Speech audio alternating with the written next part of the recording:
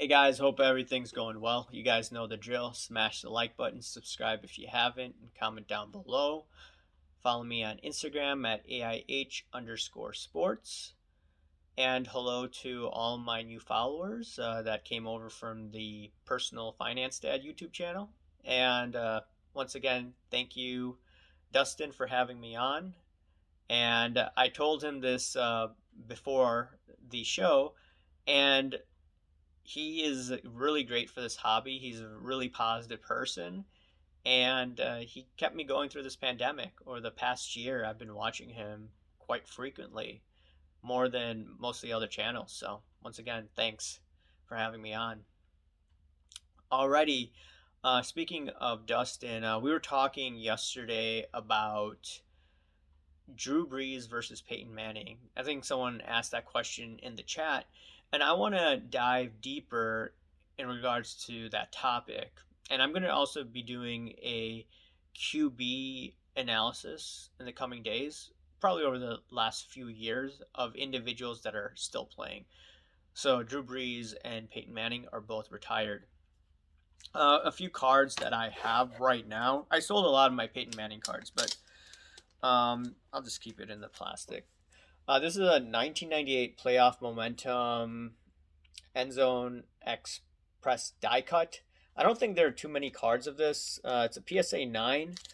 The thing about this, I like the card, but it's slanted. It looks really nice though. I bought it off a dude on Facebook in 2019. I was just investing in Peyton Manning cards because, as I've told you before, I figured out that, okay, when everything was cheap back then, Peyton Manning's going to go to the Hall of Fame, first ballot Hall of Fame. He's going to be a first ballot Hall of Fame guy. And he got in, and the prices rose. I didn't expect it to go up to the extent that it did, but those were some nice returns if you were buying cards in 2019. And I'll get more into Peyton Manning. And this is one of the Drew Brees cards that I have. It's a 2001 Topps Chrome Rookie Refractor number 229 PSA 9. I really like this card. I was investing in cards, and I thought Drew Brees would be a good investment because there's only 1,000 raw copies of this, and only a few hundred that are in the top echelon. So PSA 9s, PSA 10s. And should I have sold it when he retired? Yeah, I could have made double the amount of money that I invested in, and then I could have rebought it when it got cut in half after he retired, a few months after. But it is what it is. That's fine. I still like this card. Everyone loves this card. It's just amazing. If you're from the Louisiana area, I mean, this is a card that, if you have the funds, I definitely want that in my PC collection. So, in regards to these cards, so the topic came up: who would you rather invest in? And I'm looking at just some of the pricing of these cards, and the card prices have gone up like crazy over the past few years, as I've mentioned. And one card that I had was a Peyton Manning number 165 Chrome card, and I had a bunch of PSA 9s, and I was buying them around $53.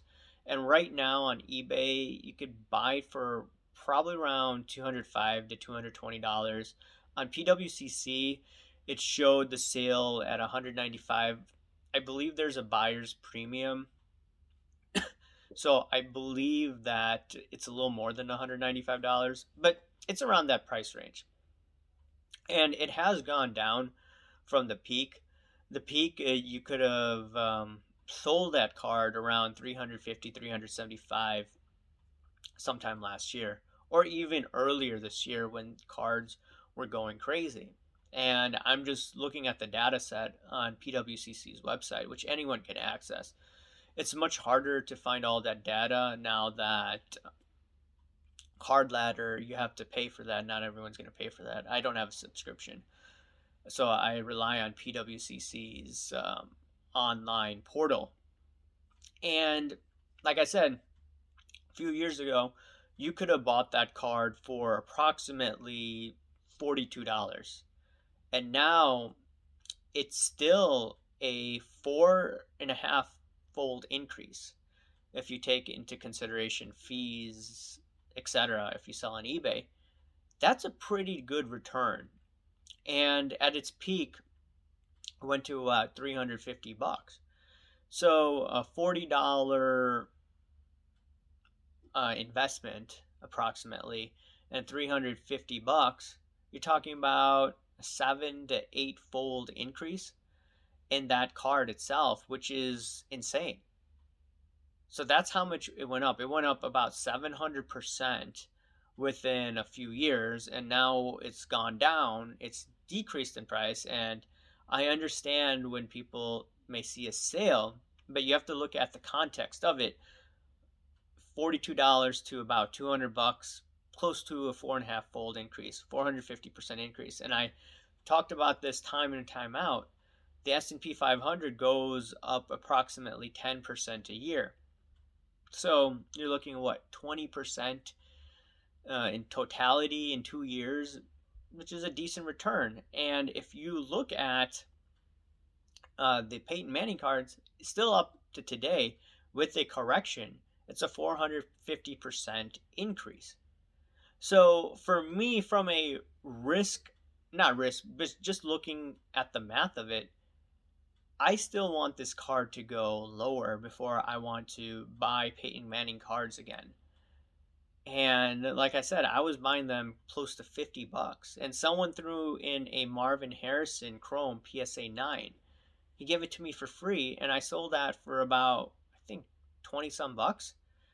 So people were handing out cards back then, and right now, not so much.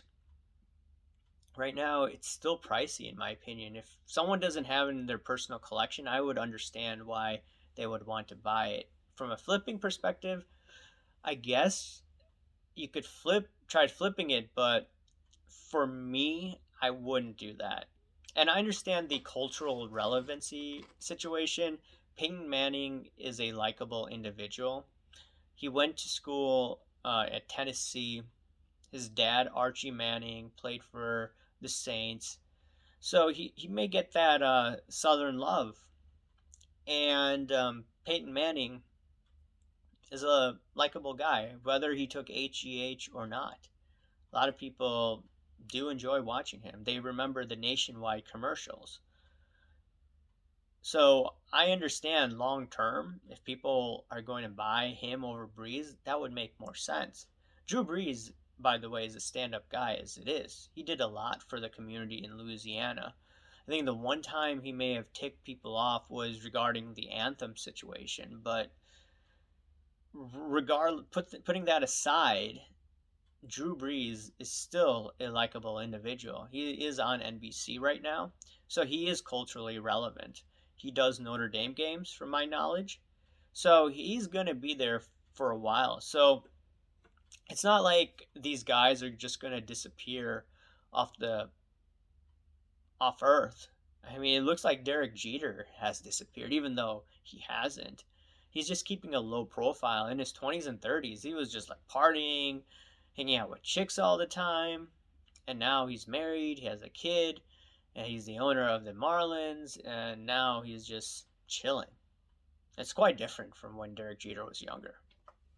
100-degree turn. And yeah, and the other thing about Peyton Manning, going back to Manning, the population size, I just looked at it for the 165 card, is about 6,000. It's the 1998 Chrome card. A lot of them are PSA 9s and PSA 10s. And the card that is scarce is the Chrome Refractor. Just like the 2000 Chrome card for Brady, there's a Chrome Refractor card, which is scarce as well. And I looked at the population size for the 1998 Chrome Refractor card, and it's about 370. That card is really scarce. Now, here's the thing though. A PSA 10 would have cost in late 2017. I wasn't in the market at that time, but someone could have paid 800, $900 for that PSA 10. And a sale in June went for $22,000. Let me get that straight. $22,000. We're talking about, what is it? Is that like a 20-fold increase? It's just insane. Goes from $1,000 approximately to over $22,000. And I get it. There's a scarcity factor. Yes, it's Peyton Manning. Yes, he is one of the top quarterbacks of all time. Yes, he won 5 MVPs. But at the same time, a card went up 20-fold. Now, I don't have the money to spend $22,000 on a card. But people do have the money, and they're throwing the money left and right at it. And I'm just thinking to myself, okay, what happens when there's a severe correction?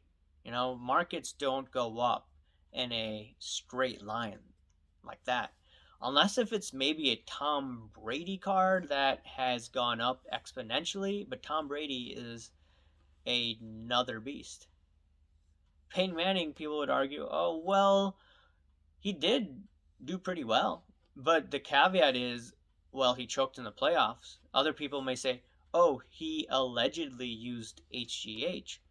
So that's just something that I'm looking at, that, okay, some of these Peyton Manning cards have gone down price-wise. The scarce cards are just flat out insane right now. And that's why I don't want to touch Peyton Manning cards, especially those two. The 165 cards, I believe, are very popular in the hobby. There is the playoff contender card. I believe there's about 200 print run on that. So that's what I'm just looking at. Now, on the other end, Drew Brees here. There isn't that much of a population count here. There, like I said, it's 1,000. Now, Drew Brees, compared to Manning, Drew Brees did not win any MVP. So, in terms of those statistics, Drew Brees, while he may have thrown for many yards, which Tom Brady passed earlier this year, he's not on the same level as Manning or Brady. Manning won 2 Super Bowls. Some people would say that maybe he didn't deserve the Super Bowl with the Broncos because of the alleged HGH use, as I mentioned. Some people might say, oh, Peyton Manning played Rex Grossman in the Super Bowl. I remember that Super Bowl. That's horrible. And it was a low-scoring game, but ultimately Rex Grossman didn't do a good job. If the Bears had played Brian Griese that year, they would have won the Super Bowl. But the ownership, the leadership, they wanted Rex Grossman because they thought he was going to be phenomenal. Rex Grossman was amazing the first 5-6 games, but the problem with Rex Grossman was that for a quarterback, he wasn't too tall. I remember a business professor that I had, business ethics professor, he said that Rex Grossman's too short. So that was a problem there.